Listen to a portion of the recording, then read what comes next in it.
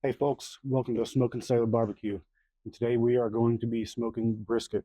Now this is a prime brisket, about 14 and a half pounds. So to get started, we're going to go ahead and trim the fat, and then we're going to apply the rub that I have personally made. Well, let's get started.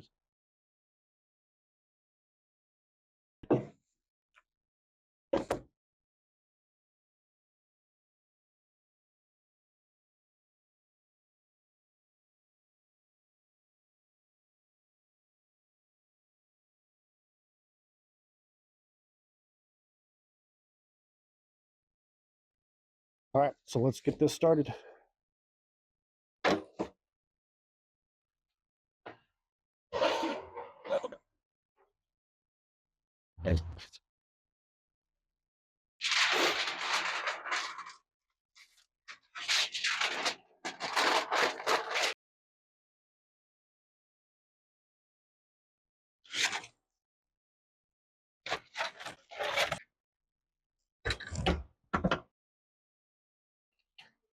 Where the juices are plentiful,